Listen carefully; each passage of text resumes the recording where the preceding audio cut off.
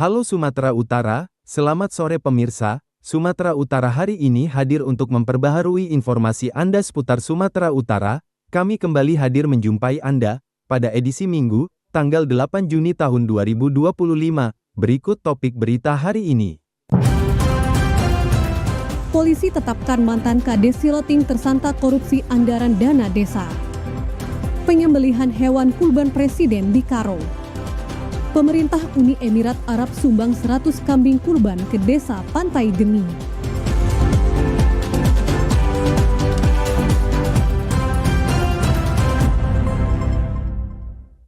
Seorang kepala desa di Padang Sidimpuan ditahan pihak kepolisian setelah ditetapkan sebagai tersangka atas dugaan korupsi dana desa yang mencapai ratusan juta rupiah.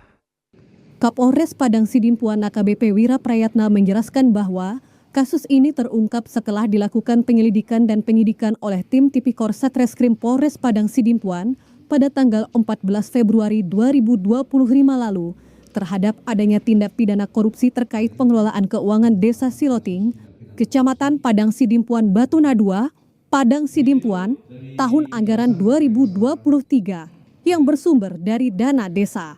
Berdasarkan hasil penyelidikan, diperoleh fakta bahwa mantan Kepala Desa Siloting tahun 2018-2023, Sholah Harahap merencanakan kegiatan pembangunan fiktif dengan memalsukan dokumen, sehingga merugikan negara berdasarkan perhitungan Inspektorat Padang Sidimpuan sebesar Rp249.849.049.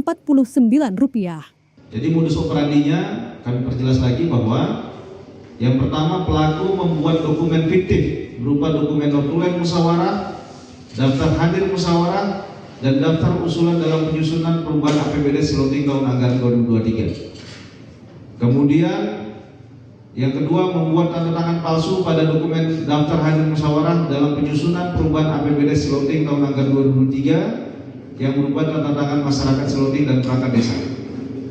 Ya, yang mana ini dilakukan oleh pelaku sendiri. Kemudian rekan-rekan, berdasarkan hasil perhitungan kerugian keuangan negara, hasil audit yang dilakukan oleh Inspektorat Kota BSP disimpulkan terdapat kerugian keuangan negara sebesar Rp249.814.949. Dari Kota Padang Sidimpuan, kontributor TVRI Sumatera Utara, Sawal Siregar melaporkan. Tindakan tegas terukur kembali dilakukan petugas unit Reskrim Polsek Medan Tembung terhadap pelaku kejahatan. Kali ini seorang pelaku spesialis bongkar rumah dibekuk petugas setelah berulang kali melancarkan aksinya di wilayah hukum Polsek Medan Tembung. Aksi kejahatan bongkar rumah yang telah berulang kali dilakukan oleh tersangka bernama Sultan ini harus berakhir di tangan petugas unit Reskrim Polsek Medan Tembung. Dirinya bersama dengan komplotannya kerap melakukan aksi kejahatan dengan modus spesialisasi bongkar rumah. Komplotan ini selalu mengincar rumah yang ditinggalkan pemiliknya dengan cara mengintainya terlebih dahulu sebelum melakukan aksi.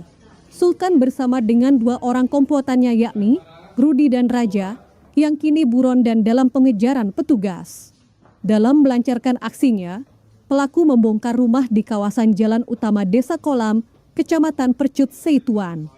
Para pelaku lalu menggasak barang berharga milik korban berupa televisi, mesin air, hingga jam tangan bermerek. Kapolsek Medan Tembung, Kompol Johnson Sitompul menyebut tersangka dan komplotannya kerap menggunakan uang hasil kejahatannya untuk membeli narkoba dan bermain judi online. Timah panas pun akhirnya bersarang di kaki tersangka sebab berupaya melawan petugas saat akan diamankan. Untuk tersangka Sultan ini di dalam perbuatan modus yang dilakukannya adalah sasarannya rumah warga yang sedang ditinggalkan oleh penghuninya pada saat kosong. Jadi begitu dia tahu penghuninya sedang tidak berada di rumah tersebut, pelaku ini pun merencanakan perbuatannya. Pelaku dijerat dengan pasal 363 KUHP tentang pencurian dengan pemberatan dan terancam hukuman di atas 5 tahun penjara. Dari Kota Medan, kontributor TVRI Sumatera Utara, Agung Harahap melaporkan.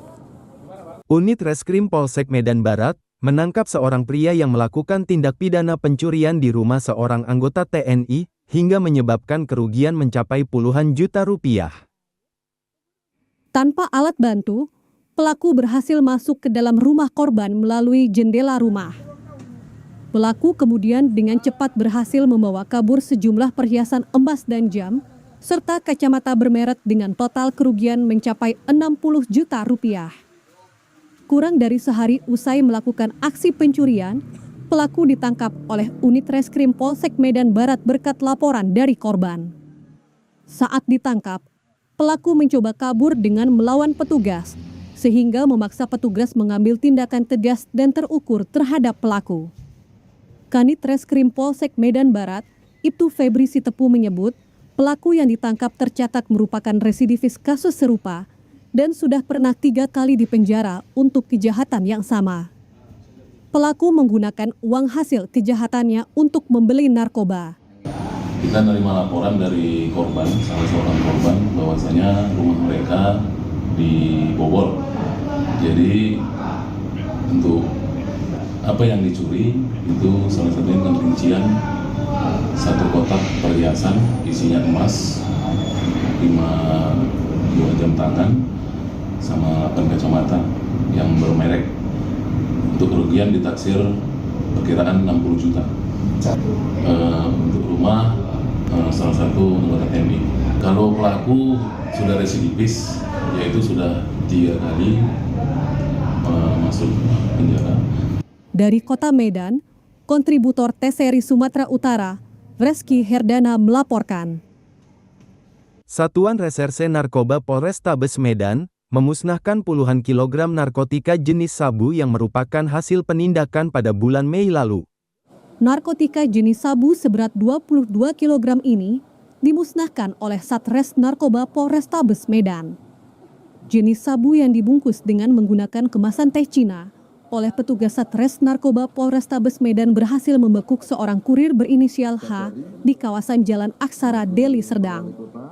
Tersangka sedang membawa 22 kg narkoba yang dibungkus goni ini dengan mengendarai sepeda motor. Rencananya paket narkoba tersebut akan dikirim ke arah Pancur Batu, Deli Serdang, namun berhasil digagalkan petugas. Tersangka H juga merupakan residivis kasus serupa dan telah 2 kali berhasil menyelundupkan narkoba sebelum akhirnya dibekuk. Kapolrestabes Medan, Kombes Pol Gideon Arik Setiawan menyebut, tersangka diberi upah sebesar 22 juta rupiah atau 3 juta rupiah per kilogramnya untuk mengantarkan paket narkoba tersebut. Pemusnahan barang bukti narkoba ini adalah merupakan hasil penegakan hukum pada tanggal 11 Mei 2025 dengan berat 22 kg sabu. Lalu yang kedua adalah hasil penindakan. Ada 3 penindakan atau 3 penegakan hukum yang dilakukan oleh Satres Narkoba. Puluhan kilogram narkoba jenis sabu ini dimusnahkan dengan menggunakan mesin insenerator milik BNN Sumut setelah sebelumnya dicek keasliannya oleh petugas laboratorium forensik Polda Sumut. Pemusnahan narkoba ini juga dinilai telah menyelamatkan ribuan anak bangsa dari potensi penyalahgunaan narkoba. Dari Kota Medan, kontributor TVRI Sumatera Utara, Agung Harahap melaporkan. Pemirsa, penjarahan buah kelapa sawit milik Darwin Simatupang yang dilakukan sekelompok orang tidak dikenal, sudah berjalan selama 3 bulan hingga mengalami kerugian miliaran rupiah.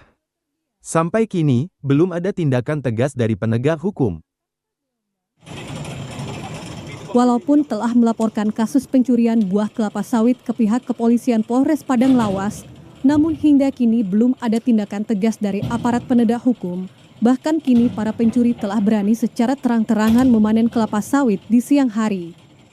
Muhammad Yani Rambe sebagai kuasa hukum Darwin Simatupang menjelaskan, sejak terjadinya penjarahan buah kelapa sawit milik kliennya yang memiliki alas hak yang jelas, langsung membuat pengaduan ke pihak Polres Padang Lawas.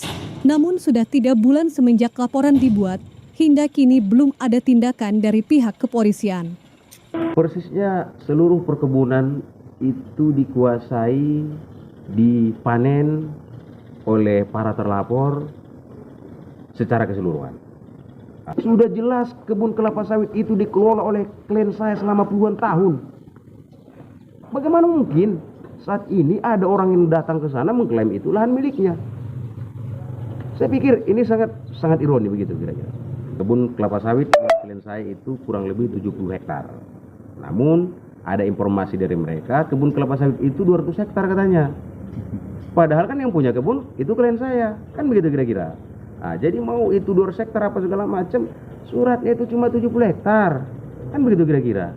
Dan itu bisa kita buktikan. Sudah kita kasih suratnya, sudah kita tunjukkan ke Polres Padang Lawas. Muhammad Yani Rambe meminta pihak Polres Padang Lawas untuk segera bertindak tegas kepada para pelaku penjarahan karena apapun alasannya, perbuatan pencurian ke kebun milik orang lain yang memiliki alas hak yang jelas merupakan perbuatan melanggar hukum. Dari Kabupaten Padang Lawas, kontributor TVRI Sumatera Utara, Warsono melaporkan. Ratusan massa yang tergabung dalam gerakan mahasiswa Kota Binjai menggelar aksi demonstrasi di depan kantor Kejaksaan Negeri Kota Binjai, mendesak pihak Kejari untuk serius mengusut tuntas dugaan penyelewengan dana insentif fiskal tahun 2024. Geri Cahaya Wardana Butar-Butar selaku koordinator aksi menyatakan dalam tuntutannya, mendesak pihak kejaksaan untuk segera menetapkan tersangka dalam dugaan kasus penyelewengan dana insentif fiskal DIF tahun 2024 senilai 20 miliar lebih. Para pengunjuk rasa menyampaikan tuntutan mengenai dugaan kasus penyelewengan dana insentif fiskal, yang dimana dana insentif fiskal ini tidak sesuai dengan peruntukannya. Selain itu, pihaknya juga menyoroti soal dugaan penyalahgunaan dana bagi hasil DBH sawit terkait pengerjaan proyek senilai miliaran rupiah yang bersumber dari APBD Provinsi Sumut tahun 2024. Ada dua jenis pekerjaan yang dianggap menyalahi aturan dalam penggunaan anggaran DBH sawit, yakni pemeliharaan berkala Jalan Gunung Sinabung Kecamatan Binjai Selatan senilai 2,5 miliar lebih dan pemeliharaan berkala Jalan Samanhudi Kecamatan Binjai Selatan senilai 1,5 miliar rupiah. Ratusan massa datang sambil membentangkan berbagai poster bertuliskan tentang rasa kekecewaan mereka atas proses penegakan supremasi hukum. Mereka juga melakukan proses tabur bunga sebagai tanda telah matinya rasa keadilan. Kami menyampaikan tuntutan tentang permasalahan dana insentif fiskal dan dana DBH sawit, yang dimana dana insentif fiskal ini tidak sesuai dengan keperuntukannya dan adanya gratifikasi mengenai tentang dana DBH sawit perihal tender. Jadi kami meminta kepada Kejaksaan Negeri Binjai untuk dapat menyidak dan menyelidiki secara komprehensif. Niko Hutajuru, selaku petugas yang mewakili Kejaksaan Negeri Binjai saat menemui pengunjuk rasa mengatakan, saat ini para pimpinannya sedang tidak berada di tempat karena sedang ada urusan tugas di Kejati Sumut. Kalau nanti sudah kami melakukan pemeriksaan ini, selanjutnya nanti akan kami informasikan kepada Bapak Ibu sekalian di mana hasil tindak lanjut dari pemeriksaan dari laporan saudara-saudara dan ibu Bapak Ibu sekalian yang saudara sampaikan itu pihak Kejaksaan Negeri Binjai. Dari Kota Binjai, kontributor TVRI Sumatera Utara, Endang Junaidi melaporkan.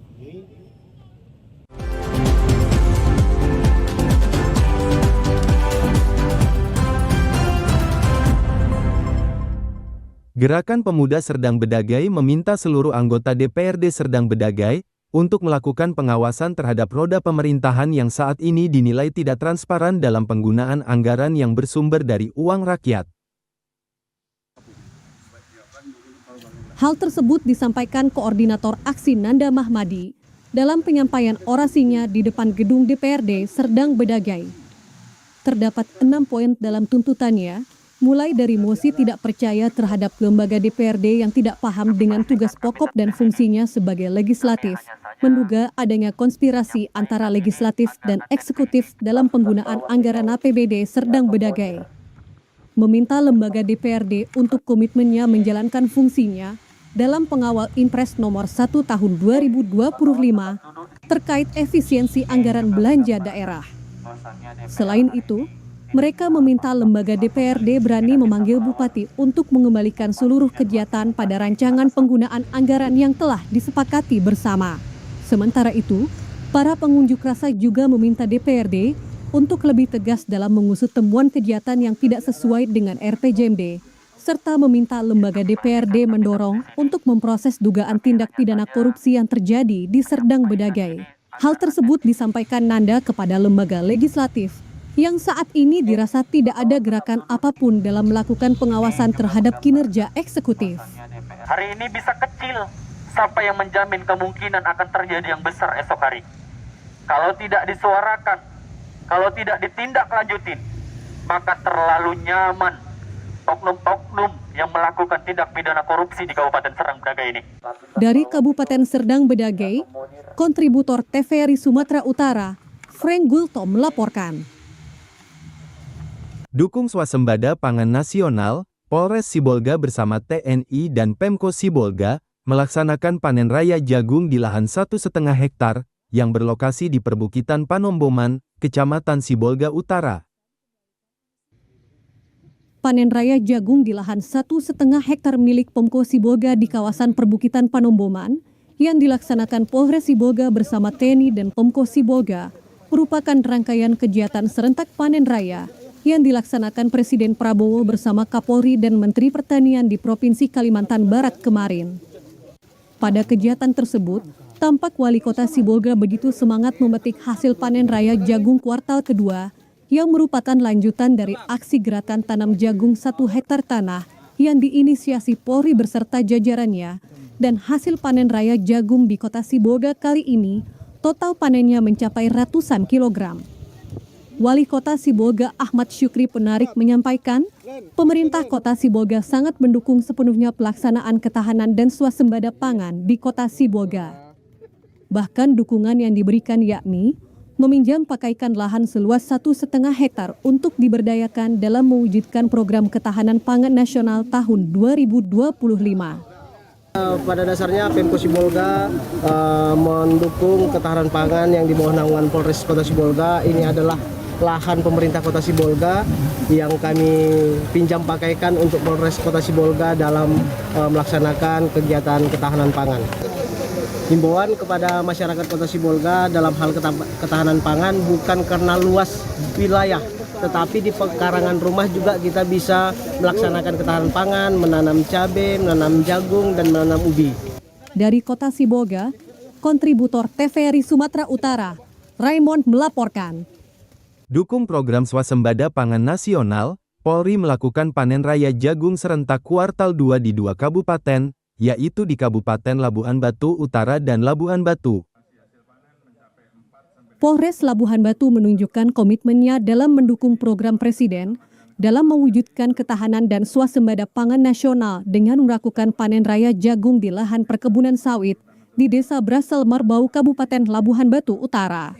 Kapolres Labuhan Batu WKBT Coki Sentosa Meliala menyampaikan, panen raya jagung pada kuartal 2 di wilayah hukum Polres Labuhan Batu seluas 23,5 hektar ditanam secara tumpang sari di lahan perkebunan sawit di Labura dan 0,5 hektar berada di Kabupaten Labuhan Batu dengan perkiraan hasil panen 58 ton jagung, di mana hasil dari panen jagung tersebut akan diserahkan ke cabang Bulog Rantoprapat yang akan didistribusikan untuk menekan harga pasar demi memenuhi kebutuhan masyarakat, terutama di 2 kabupaten yaitu Labuhan Batu Utara dan Labuhan Batu. Dari Kabupaten Labuhan Batu Utara, kontributor TVRI Sumatera Utara, Surya Dharma melaporkan. 56 hektar diantaranya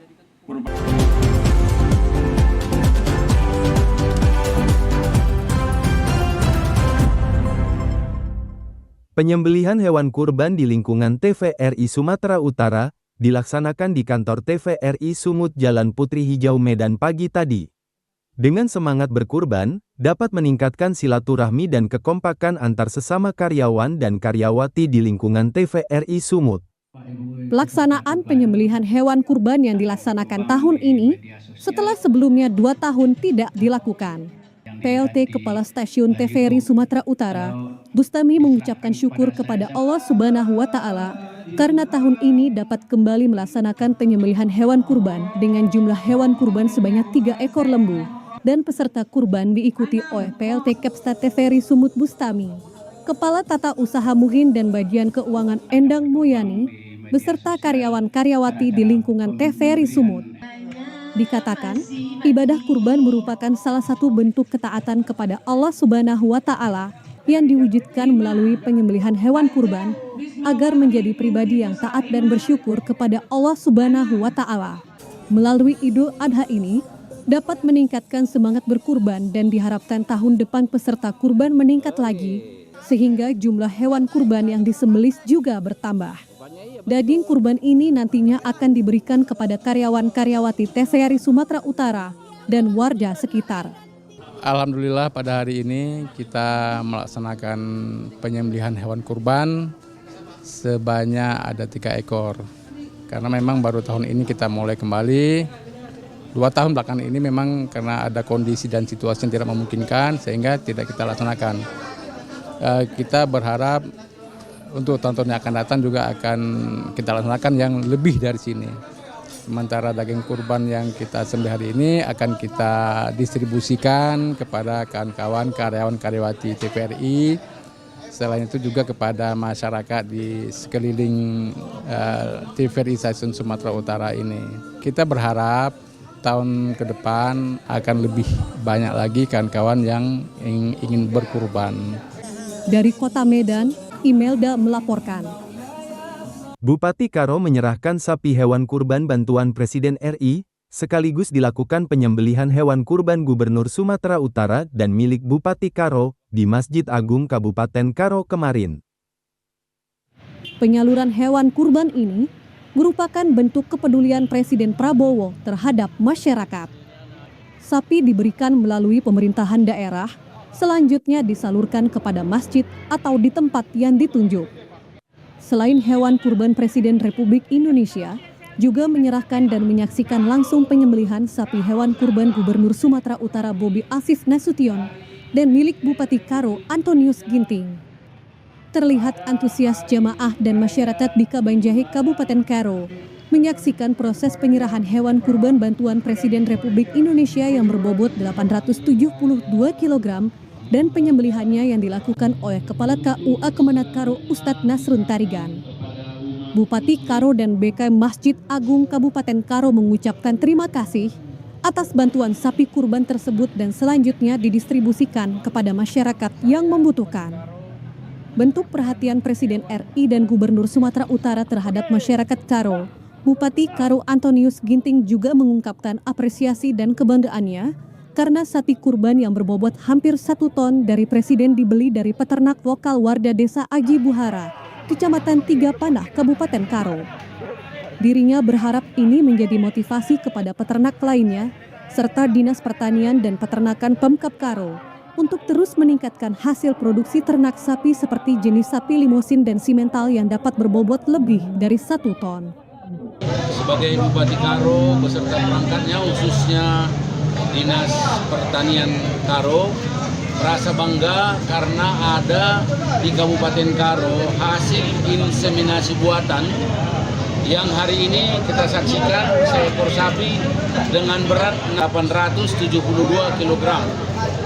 Jadi ini adalah hasil inseminasi buatan.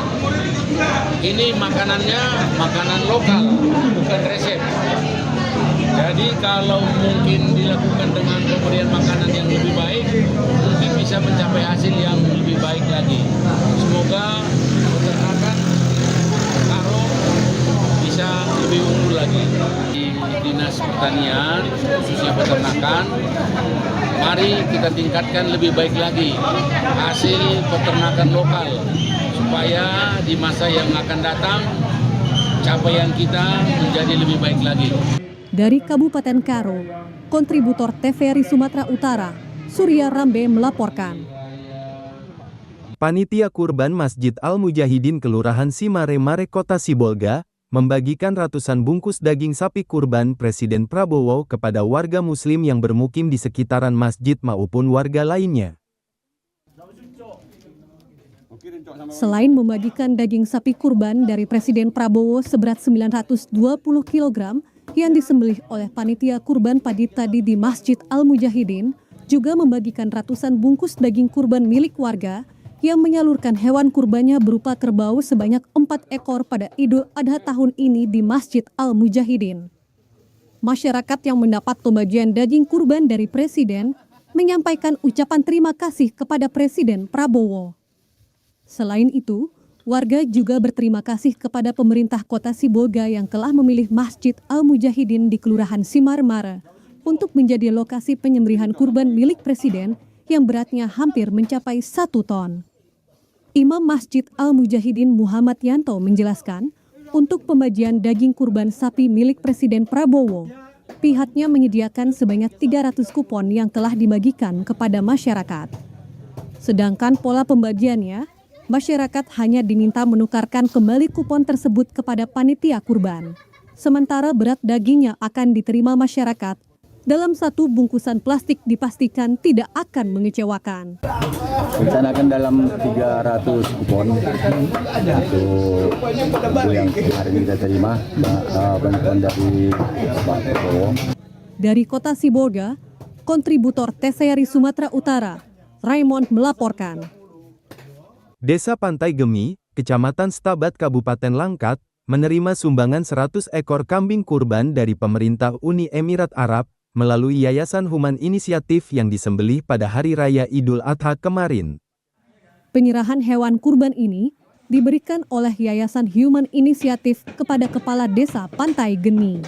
Seluruh kambing kurban disembelih secara gotong royong oleh warga di halaman sekolah Al-Hafiz. Setelah pelaksanaan salat Idul Adha, sebanyak 30 orang warga terlibat dalam proses penyembelihan, pencacahan, hingga distribusi daging kurban kepada masyarakat. Kepala Desa Pantai Gemi, Alvin mengatakan, pihaknya tidak mengetahui alasan desanya menerima hewan kurban sebanyak itu. Daging dari 100 ekor kambing tersebut kemudian dikemas menjadi 1.200 paket dan dibagikan kepada warga. Agar tidak terjadi desak-desakan, pembagian daging kurban sumbangan pemerintah Uni Emirat Arab ini dilakukan secara langsung atau door to door melalui kepala dusun masing-masing.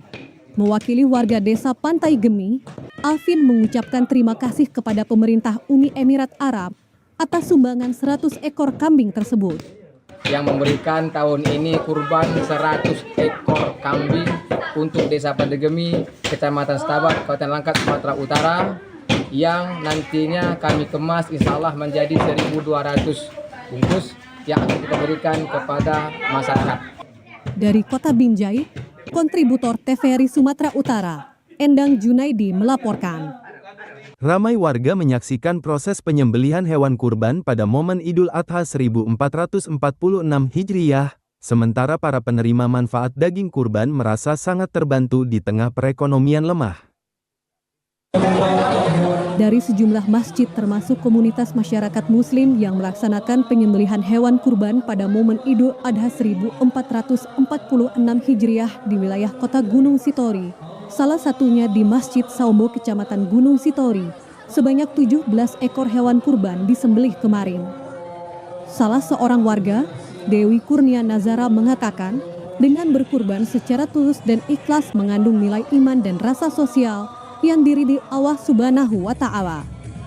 Di berbagai tempat masjid serta komunitas masyarakat muslim juga menyelenggarakan penyembelihan serta pendistribusian daging kurban yang diberikan kepada anak yatim piatu dan kaum duafa, juga masyarakat non-muslim di sekitar masjid.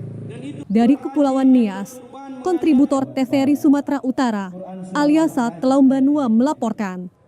Pada umumnya, penyembelihan hewan kurban yang biasanya dilakukan setelah sholat Idul Adha pada tanggal 10 Zulhijjah. Jamaah Masjid Al-Hadonah Balige menyembelih hewan kurban sehari setelah Hari Raya Idul Adha 1446 Hijriah. Hal ini dilakukan karena para jamaah mengaku bersamaan dengan sholat Jumat kemarin dan juga kesibukan para jamaah yang bertepatan hari pekan di Kota Balige. Hal ini diungkapkan oleh Ketua Dewan Masjid Indonesia Kabupaten Toba, Haji Imran Napitupulu saat ditemui di Masjid Al-Hadonah pada Sabtu kemarin. Haji Imran juga menjelaskan, penyembelihan hewan kurban masih diperbolehkan selama 3 hari berikutnya, yaitu hari-hari tasyrik 11, 12, dan 13 Zulhijjah. Penyembelihan hewan kurban di Masjid Al-Hadonah Balije 1 hari setelah Idul Adha, yaitu tanggal 11 Zulhijjah, masih diperbolehkan dan mendapatkan pahala kurban.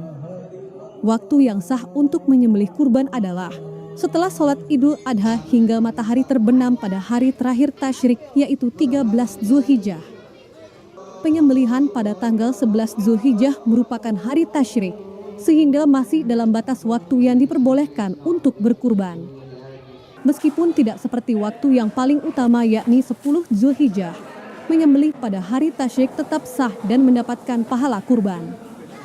Kurban yang disediakan oleh panitia saat ini berupa 12 ekor sapi dan 8 ekor kambing yang berasal dari para jamaah Masjid Al-Hadonah Balije.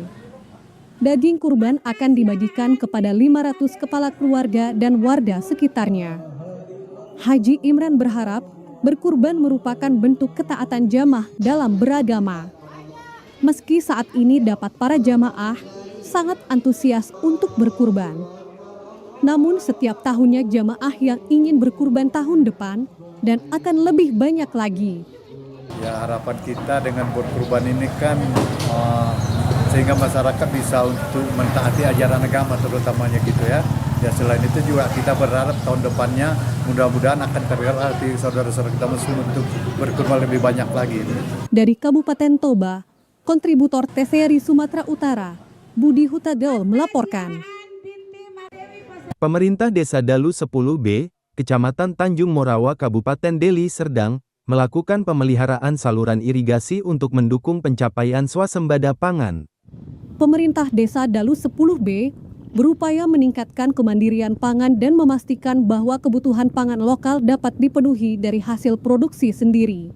Saluran air yang berfungsi dengan baik sangat penting dalam mengalirkan air dari sumber ke lahan pertanian, sehingga tanaman dapat tumbuh subur dan menghasilkan panen yang lebih baik.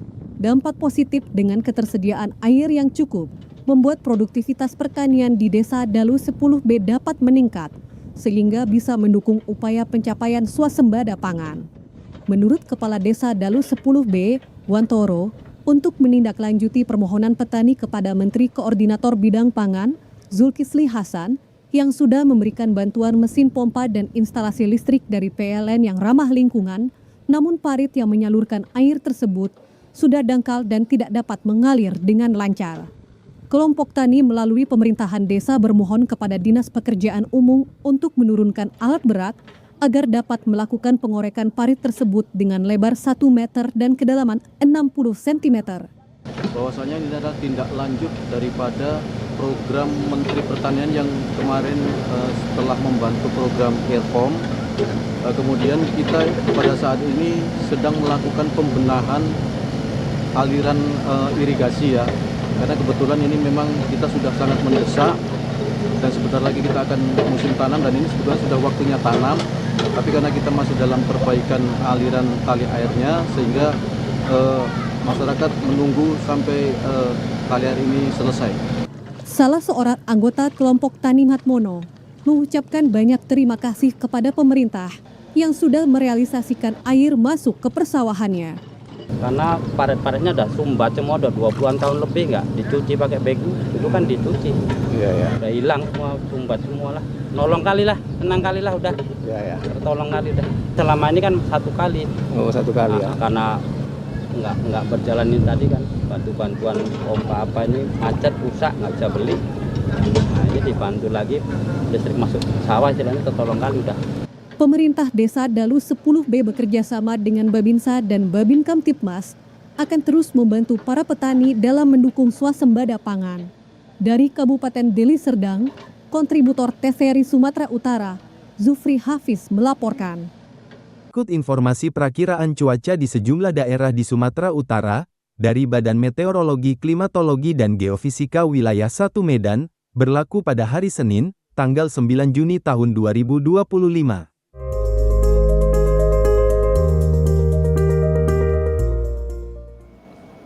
Halo Sobat BMKG, Assalamualaikum warahmatullahi wabarakatuh. Jumpa kembali bersama saya Budi Prasetyo, Perakirawan Balai Besar Meteorologi, Klimatologi, dan Geofisika Wilayah 1 yang akan menyampaikan informasi perkiraan cuaca untuk esok hari, Senin 9 Juni 2025 di wilayah Sumatera Utara. Pagi hari berpotensi hujan dengan intensitas ringan di wilayah Kepulauan Nias, Tapanuli Tengah, Tapanuli Selatan, Tapanuli Utara, Mandailing Natal, dan sekitarnya. Siang sore hari berpotensi hujan dengan intensitas ringan hingga lebat di sebagian besar wilayah Sumatera Utara, di mana potensi hujan sedang hingga lebat terjadi di wilayah Medan, Labuan Batu, Umbalang Busutan, Karo, Deli Serdang, Kepulauan Nias, Dairi, Labuan Batu Utara, Padang Lawas Utara, Mandailing Natal, Toba, dan sekitarnya. Malam hari berpotensi hujan dengan intensitas ringan hingga sedang di sebagian besar wilayah Sumatera Utara, di mana potensi hujan sedang terjadi di wilayah Kepulauan Nias, Langkat, Samosir, Serdang Bedagai, Simalungun, Tapanuli Tengah, Labuan Batu Utara, Mandailing Natal, Batu Bara, Tanjung Balai, dan sekitarnya. Ini hari berpotensi hujan ringan dengan sedang hingga di wilayah Asahan, Dairi, Kumbang Kasudutan, Gunung Sitoli, Padang Sidimpuan, Sibolga, Labuan Batu, dan sekitarnya. Suhu udara berkisar antara 16 hingga 34 derajat Celcius. Kelembaban udara berkisar antara 78 hingga 99%. Angin bertiup dari arah timur laut hingga timur dengan kecepatan berkisar antara 4 hingga 12 km per jam. Titik panas atau hotspot di Provinsi Sumatera Utara, pantauan tanggal 7 Juni 2025 terdapat 7 titik, yaitu 6 titik di Padang Lawas dan 1 titik di Toba. Kami menghimbau kepada masyarakat untuk waspada potensi hujan dengan intensitas lebat di wilayah Kepulauan Nias, Pantai Barat, Lereng Timur, Lereng Barat, dan Pegunungan Sumatera Utara yang dapat mengakibatkan bencana hidrometeorologi seperti banjir dan longsor.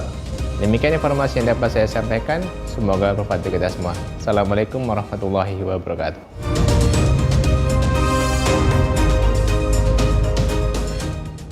Pemirsa, demikian Sumatera Utara hari ini. Seluruh kerabat kerja yang bertugas mengucapkan terima kasih atas perhatian Anda. TVRI, Media Pemersatu Bangsa, selamat sore dan sampai jumpa.